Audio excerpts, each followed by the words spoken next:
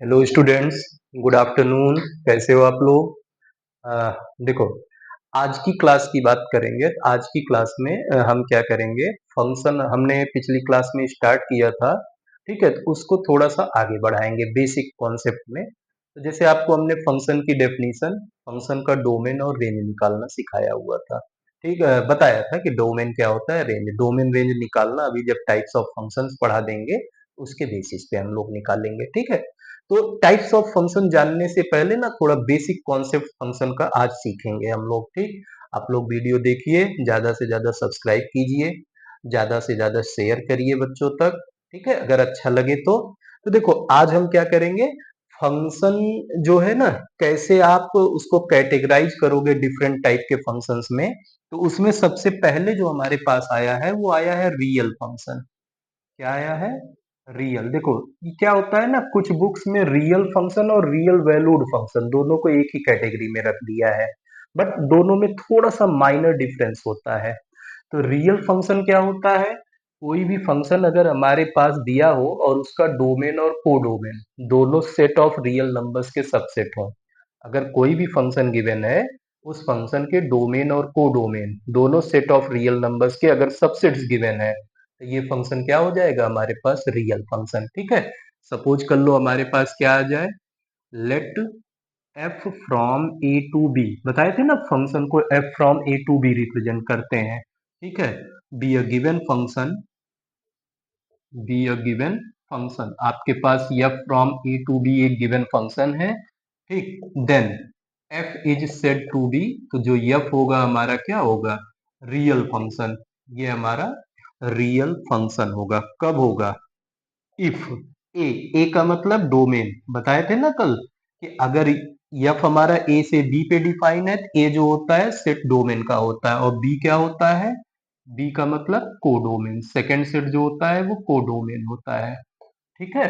B, ए मतलब domain, B मतलब codomain, are subsets of, ये सबसेट्स हैं किसके, सेट ऑफ रियल नंबर्स।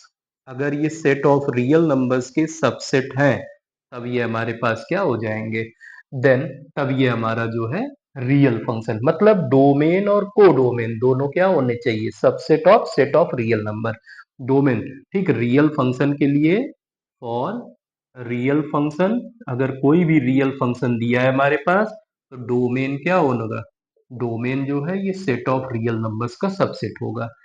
और कोडोमेन भी क्या होगा, तो कोडोमेन भी हमारा क्या होगा, subset of set of real numbers. तो आप जानते हो रेंज जो होता है कोडोमेन का सबसेट होता है। तो अगर रेंज कोडोमेन का सबसेट है तो ऑब्वियसली क्या हो जाएगा, जो है, जो रेंज होगा वो भी क्या होगा, सेट ऑफ रियल नंबर। क्यों? क्योंकि रेंज कोडोमेन का सबसेट, अब codomain set of real numbers का सबसेट, तो जो रेंज आएगा वो भी क्या हो जाएगा आपका, तो रेंज जो आएगा ये भी सेट ऑफ रियल नंबर्स का सबसेट आ जाएगा। रियल फंक्शन में यही कंडीशन होती है, डोमेन कोडोमेन रेंज तीनों जो आएगा वो क्या आएगा, सेट ऑफ रियल नंबर्स का सबसेट बन जाएगा, ठीक है?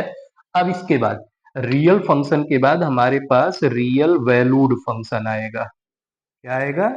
Real valued function. देखो, रियल वैल्यूड नाम से समझना, वैल्यू रियल होनी चाहिए। रियल वैल्यूड मतलब क्या होगा, वैल्यू रियल होगी। अब देखो, कल हमने आपको बताया था कि एफ ऑफ एक्स अगर कोई फंक्शन दिया है, ये एफ ऑफ एक्स जो है रेंज को बिलोंग करता है, तो ये रेंज जो होता है ना, ये वैल्यू को बताता है। रेंज ही क्या बताता है, वैल्यू को बताता है, ठीक है? तो इसका मतलब इसमें क्या होना चाहिए, रेंज जो होना चाहिए वो सबसेट होना चाहिए कोडोमेन का। तो आप देखो यहाँ, सॉरी, रेंज जो होना चाहिए वो सबसेट होना चाहिए सेट ऑफ रियल नंबर्स का। तो यहाँ देखो इस केस में भी मिल रहा था ना, इसीलिए कुछ बुक वाले क्या करते हैं, रेंज हमारा सब, अब रेंज हमारा सबसेट आ गया सेट ऑफ रियल नंबर्स का, इसलिए रियल वैल्यूड फंक्शन या रियल फंक्शन को एक ही में रख देते हैं। अब डिफरेंस क्या आएगा, जैसे इसमें कंडीशन ये है, डोमेन जो होना चाहिए वो भी सेट ऑफ रियल नंबर्स का होना चाहिए, ठीक? कोडोमेन भी सेट ऑफ रियल नंबर्स।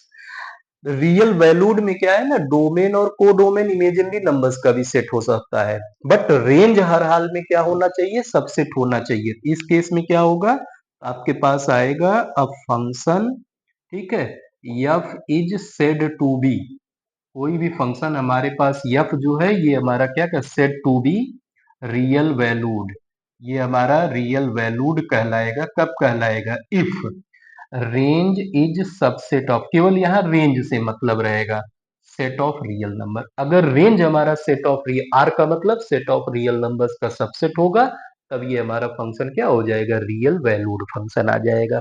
ठीक है, ये दो चीज। तो आपके सिलेबस में जितना भी फंक्शन है ना, चाहे वो 11th हो, चाहे 12th हो, चाहे मेंस का एग्जाम हो, पूरा का पूरा रियल फंक्शन और रियल वैल्यूड फंक्शन ही है, इसके अलावा कुछ नहीं है। ठीक है, तो रियल फंक्शन और रियल वैल्यूड फंक्शन, तो आप जितने भी टाइप्स के फंक्शन पढ़ोगे सब रियल फंक्शन का ही टाइप पढ़ोगे या रियल वैल्यूड फंक्शन का टाइप पढ़ेंगे। तो हम नेक्स्ट बात करते हैं। देखो, तो ये भी याद रखना, कुछ बुक्स में रियल फंक्शन और रियल वैल्यूड फंक्शन दोनों को एक ही कैटेगरी में रखा गया है। तो मैंने रीजन बता दिया क्यों एक ही कैटेगरी में, क्योंकि अगर codomain set of real numbers का सबसेट होगा और रेंज जो है कोडोमेन का सबसेट होता है, इसलिए क्या हो जाएगा? रेंज भी सेट ऑफ रियल नंबर्स का सबसेट, और हमको रियल वैल्यूड में केवल और केवल रेंज से मतलब होता है, इसलिए दोनों को एक ही कैटेगरी में रखा गया है। नेक्स्ट देखो आप, अब जैसे रियल फंक्शन को ना कई बार क्या होगा, पीस फंक्शन में हम ब्रेक करेंगे। तो पीस फंक्शन का मतलब क्या होता है? जैसे कोई फंक्शन किसी पर्टिकुलर डोमेन के लिए डिफाइन होगा, ठीक है, तो उस डोमेन में एक पर्टिकुलर इंटरवल या पर्टिकुलर वैल्यू के लिए फंक्शन की वैल्यू अलग आए, दूसरे इंटरवल या दूसरे पर्टिकुलर वैल्यू के लिए फंक्शन की वैल्यू अगर अलग आती है, मतलब क्या हुआ? थ्रू आउट द डोमेन अगर हमारा फंक्शन अलग अलग डिफाइन होगा, तब वो फंक्शन क्या हो जाएगा? पीस फंक्शन हो जाएगा। ठीक है, मतलब एक पूरे इंटरवल में पूरा जो हमारे पास डोमेन रहेगा, उस डोमेन में फंक्शन की अगर एक ही वैल्यू ना हो, वैल्यू क्या हो? सेपरेटेड हो, मतलब डिफरेंट हो, तब ये फंक्शन हमारा पीस फंक्शन हो जाएगा। जैसे एक एग्जांपल आपको देते हैं, सपोज कर लो यहाँ हमारे पास एफ ऑफ एक्स गिवन है, और ये लिखा गया ये आपका जो है मॉडुलस फंक्शन है, एब्सोल्यूट वैल्यू फंक्शन है। अभी आगे पढ़ाएंगे, जब टाइप्स ऑफ फंक्शंस पढ़ाएंगे आपको, उसमें बताएंगे। देखो, एक एफ ऑफ एक्स की वैल्यू माइनस एक्स है, कब है? मान लो जब एक्स लेस देन जीरो है। और एक हमारे पास x है, x कब है? जब when x is greater than और इक्वल जीरो आएगा। ठीक है, देखो ओवरऑल ये वैल्यू पॉजिटिव आएगी। लेस देन जीरो मतलब x की वैल्यू जब भी निगेटिव रखेंगे तो निगेटिव निगेटिव मिलके पॉजिटिव, इधर जीरो रखेंगे या पॉजिटिव रखेंगे तो पॉजिटिव ही आएगा। ठीक है, और जीरो पे जीरो आएगा। आप यहाँ देख रहे हो, जबकि ये रियल फंक्शन, मैंने बताया ना सारा टाइप रियल है, तो अगर ये रियल फंक्शन था तो मतलब इसका डोमेन जो है माइनस इंफिनिटी से इंफिनिटी, मैंने बताया हुआ है आपको कि रोस्टर फॉर्म में रियल नंबर्स को नहीं रिप्रेजेंट किया जा सकता है सेट में, इसलिए उसको हम क्या करते हैं? इंटरवल्स के फॉर्म में। तो रियल नंबर हमने माइनस इंफिनिटी से इंफिनिटी लिया। अब इसमें क्या किया देखिए, ये जो इंटरवल है x लेस देन जीरो, इसका मतलब क्या हुआ? लेस देन जीरो मतलब निगेटिव, तो माइनस इंफिनिटी से जीरो। माइनस इंफिनिटी और इंफिनिटी पे हमेशा ओपन इंटरवल लगाते हैं, बताया हुआ है मैंने। और यहाँ क्या है? जीरो पे इक्वल नहीं है, इसलिए जीरो पे भी ओपन लग गया। देखो अब इस इंटरवल में माइनस इंफिनिटी से जीरो, फंक्शन की वैल्यू आई माइनस एक्स।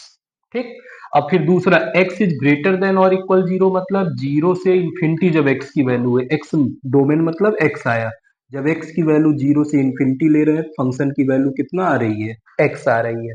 तो अलग अलग डिफाइन हो गया ना, डोमेन के अलग अलग इंटरवल्स पे फंक्शन की अलग अलग वैल्यू आ गई, इसलिए ये फंक्शन हमारा क्या हो गया? पीस फंक्शन हो गया, इसको पीस फंक्शन कहते हैं। दूसरा एग्जांपल देखो, सपोज कर लो आपके पास एफ ऑफ एक्स एक फंक्शन दिया गया है 2x-1, क्या दिया है? 2x-1, और कंडीशन क्या है? When x is less than और इक्वल जीरो। और दूसरा है एक्स स्क्वायर। ठीक है, एक्स स्क्वायर, और एक्स स्क्वायर कब है? When x is greater than zero. देखो, हमारे पास एक फंक्शन एफ ऑफ एक्स है जिसकी वैल्यू 2x-1 है। 2x-1 तब है जब x लेस देन और इक्वल जीरो है। और दूसरा एक्स स्क्वायर है, एक्स स्क्वायर तब है जब when x is greater than zero है। तो अब इसमें भी देखो, लेस देन और इक्वल जीरो मतलब जब डोमेन माइनस इंफिनिटी से जीरो, यहाँ जीरो पे क्लोज्ड होगा, तब फंक्शन की वैल्यू 2x-1 है जैसे। और दूसरा फिर क्या है आपका? जीरो से ग्रेटर मतलब जीरो से इंफिनिटी। तो आपने पूरे रियल नंबर मतलब माइनस इंफिनिटी से इंफिनिटी को अब क्या किया? दो इंटरवल में ब्रेक कर दिया पूरे डोमेन को, एक माइनस इंफिनिटी से जीरो जा रहा है और एक जीरो से इंफिनिटी। तो जो माइनस इन्फिनिटी से जीरो है उसमें फंक्शन की वैल्यू 2x माइनस वन आ रही है, और जब जीरो से इन्फिनिटी जा रहा है तो एक्स स्क्वायर आ रहा है। तो आपने क्या किया, इस फंक्शन को अलग अलग इंटरवल्स पे अलग अलग डिफाइन किया है ना, इसलिए ये भी क्या होगा, पीस फंक्शन। अब इसी क्वेश्चन में अगर मान लो आपसे बोले कि F of minus one by to की वैल्यू निकालो, क्वेश्चन में क्या बोले, find f of minus one by to. Second मान लो आपसे बोलता है कि F of one by to की वैल्यू निकालो। देखो आप, F of minus one by to, तो एफ ऑफ एक्स में एक्स की वैल्यू कितनी आ गई, minus one by two. Minus one by to less than है जीरो ना, निगेटिव है, निगेटिव मतलब लेस देन जीरो, इस वाले केस में रखेंगे, यहाँ जहां एक्स होगा वहां माइनस वन बाई टू रखेंगे, तो ये क्या आएगा, two into minus one by two, minus one, two से टू खत्म, तो माइनस वन माइनस टू आएगा। फिर f of one by two लेंगे, f of one by two लेंगे, वन बाई टू क्या है, वन बाई टू जीरो से बड़ा है मतलब पॉजिटिव है, तो अगर F of one by to निकालना होगा तो एक्स की वैल्यू जहां पे ग्रेटर देन जीरो वाला है उसमें हम एक्स स्क्वायर में रखेंगे, तो ये वैल्यू हमारे पास वन बाई टू स्क्वायर आएगा, वन बाई टू स्क्वायर मतलब वन बाई फोर बन जाएगा। ठीक है, तो देखो अलग अलग वैल्यूज आई ना, तो इसलिए ये फंक्शन हमारा क्या हुआ, पीस फंक्शन। क्या हुआ, throughout the domain functions अलग अलग डिफाइन है, इसलिए ये पीस फंक्शन हो गया। ठीक है, यही चीज ध्यान रखना है आपको, ऐसे करके वैल्यू आप निकालोगे। ठीक, ये होता है पीस फंक्शन। ठीक, अब जैसे आपको क्वेश्चन दे दे, एक क्वेश्चन इससे रिलेटेड देखो, आप फंक्शन की वैल्यू निकालना, हालांकि उसमें ऐसा कुछ नहीं है, पीस फंक्शन टाइप का नहीं है रहेगा। आप देखो, फंक्शन आपको वैल्यू मतलब किसी पर्टिकुलर डोमेन के किसी पर्टिकुलर एलिमेंट के लिए आप वैल्यू ऑफ फंक्शन या रेंज कैसे निकालोगे। सपोज कर लो आपके पास क्वेश्चन दिया गया है, if f of x equal to one plus ten x upon one minus ten x, ये आपके पास एफ ऑफ एक्स की वैल्यू गिवन है one plus x upon one, one plus ten x minus one plus ten x upon one minus ten x, ये value आपको given है। ठीक है, अब अगर आपसे इस क्वेश्चन में पूछे कि find the value of, question में क्या बोले, find value of F of pi by three. देखो आप, जब आप आओगे ना मैथमेटिक्स, अब जब 11th और 12th में पढ़ोगे तो उस केस में क्या होता है, एंगल को रेडियन के फॉर्म में लिखा जाता है, तो हमारे पास जो 180 डिग्री होता है ना, ये पाई रेडियन के इक्वल होता है। ठीक, तो 1 डिग्री हमारा पाई बाई 180 रेडियन हो जाएगा। तो जब हमारे पास डिग्री में वैल्यू दी रहेगी, उसको रेडियन में कन्वर्ट करने के लिए आप क्या करोगे, पाई अपॉन 180 कर दोगे। तो ये देखो, पाई बाई थ्री का मतलब क्या आएगा, अगर हम बात करेंगे पाई बाई थ्री अगर है तो पाई की वैल्यू 180 डिग्री, रेडियन दिया है डिग्री में कन्वर्ट कर लेंगे, तो पाई रेडियन हमारा 180 डिग्री होता है, तो पाई हटा के हम इसको कितना लिख देंगे, 180 अपॉन थ्री, ये आएगा 60 डिग्री। ठीक है, तो अब आप 60 में वैल्यू रखोगे, सॉल्यूशन देखो आप क्या करोगे, F of pi by three निकालोगे, ये आएगा one plus ten pi by three upon one minus ten pi by three. ठीक, तो ये one plus ten pi by three मतलब रूट थ्री, टेन सिक्सटी की वैल्यू रूट थ्री होती है, और one minus ten pi by three मतलब root three, ये आ गया। ठीक, तो अब आपको ये पता है कि डिनोमिनेटर में कभी भी इरेशनल नहीं होना चाहिए, असर्ड नहीं होना चाहिए स्टैंडर्ड फॉर्म के लिए, तो आप रेशलाइज कर दोगे, तो रेशलाइज जब करोगे तो वन प्लस रूट थ्री इधर, और इधर भी हम वन प्लस रूट थ्री का मल्टीप्लाई, क्योंकि वन माइनस रूट थ्री है तो वन प्लस रूट थ्री से ऊपर नीचे मल्टीप्लाई कर देंगे, तो ये वन प्लस रूट थ्री हो गया। ठीक है, अब देखो आप, तो ऊपर जो है आपका वन, और इधर one plus root one minus root three और into one plus root three, rationalise करेंगे, ऊपर one plus root three whole square हो जाएगा, नीचे a minus b into a plus b, a square minus root three square आएगा। ठीक, अब देखो a plus b whole square लगाओगे तो ये वन प्लस बी स्क्वायर मतलब three plus two a b, तो टू रूट थ्री आएगा अपॉन वन स्क्वायर वन आएगा minus root three square three आ जाएगा, तो वन प्लस थ्री की वैल्यू कितना होगी, four plus two root three upon one minus three करोगे माइनस टू, तो इसको सेपरेट कर देंगे, 4/-2 प्लस 2√3/-2। तो ये 2 1 जा 2, 2 जा 4, ये 2 से 2 कट गया, बचा क्या, -2 प्लस माइनस मिलके -√3। यही आपका आंसर हो गया। ऐसे करके अगर कोई यहाँ तो कोई पीस फंक्शन वगैरह था नहीं, डायरेक्टली एफ ऑफ एक्स की वैल्यू गिवन थी, ठीक ना, लेस ग्रेटर कुछ नहीं, बस सीधे बोला था कि एफ ऑफ π/3, मतलब वो क्या है, पूरे रियल नंबर्स के लिए यही एक ही फंक्शन रहा, ठीक है। तो ये आपको निकालने के लिए बोला। देखो कुछ ना चीजें फंक्शन में अलजेब्रा से रिलेटेड है, ठीक, मतलब जैसे दो फंक्शंस का एडिशन गिवन रहेगा, सब्ट्रैक्शन गिवन रहेगा, मल्टीप्लिकेशन गिवन रहेगा, डिवीजन गिवन रहेगा, तो कैसे आप निकालोगे, तो आप लिख सकते हो algebra of functions. Next topic क्या आएगा आपके पास, अलजेब्रा ऑफ फंक्शंस, ठीक है। या आप अलजेब्राइक ऑपरेशंस भी बोल सकते हो। यहाँ आ जाएगा ऑपरेशन ऑन फंक्शंस। फंक्शंस पे आपको ऑपरेशन निकालना है, ठीक है, क्या क्या ऑपरेशन होगा। तो दो फंक्शंस, देखो ऑपरेशन जब भी करने जाओगे ना, दो फंक्शंस के बीच में ऑपरेशन होने की सर्टेन कंडीशन होती हैं। कंडीशन क्या होगी, जैसे एफ और जी दो फंक्शन डिफाइंड है, दोनों ए से बी पे अगर डिफाइंड रहेंगे, ठीक है, अगर जब हम सम करेंगे इस केस में हमारे पास क्या आ जाएगा, जैसे देखो आप मान लो आपके पास लेट, ठीक है, f from a to b and g from b to c, मतलब दो अलग अलग फंक्शंस डिफाइंड है, ठीक है, a से b पे f डिफाइंड है और g जो है b से c पे डिफाइंड है, मान लो, या आप मान लो ये जरूरी नहीं कि a से b पे ही हो, यहाँ a से c ले लो, ठीक, तब यहाँ c आएगा और c से d पे डिफाइन हो जाएगा। तो कुछ भी एक हमने रख लिया अपना, a हमारा f जो है a से b पे डिफाइंड है, g b से c पे डिफाइंड है। बात समझ में आ रहा है। b का डोमेन जो है, या आप चलो ठीक है, ए से बी पे इसको डिफाइन कर लो और यहाँ सी से डी पे डिफाइन कर लो, ये भी कर सकते हो आप। बात समझ में आया। तो इस केस में क्या होगा, देन हाँ, डोमेन ऑफ, ये आपको याद रखना होगा, एफ प्लस जी, एफ माइनस जी, एफ इंटू जी, ठीक है, एफ अपॉन जी, ये सब का डोमेन जो होगा विल बी, ये आएगा ए इंटरसेक्शन बी। सारा function A intersection C, sorry B नहीं, ए इंटरसेक्शन सी पे डी, मतलब इन दोनों के डोमेन का इंटरसेक्शन आएगा। जब ऑपरेशन आप निकालोगे दो फंक्शंस के बीच में, जब आप ऑपरेशन करोगे तो दो फंक्शंस के बीच में ऑपरेशन जब भी निकालने जाओगे तो क्या आएगा आपके पास, जो दोनों फंक्शंस के डोमेन होंगे ना, उन डोमेन का इंटरसेक्शन जो आएगा उस पे वो फंक्शन, उसका डोमेन वो होगा। तो domain will be A intersection C. देखो ए इसका डोमेन था, सी इसका डोमेन था, तो सम, डिफरेंस, प्रोडक्ट और कोशिएंट इन दोनों डोमेन के इंटरसेक्शन के इक्वल होगा।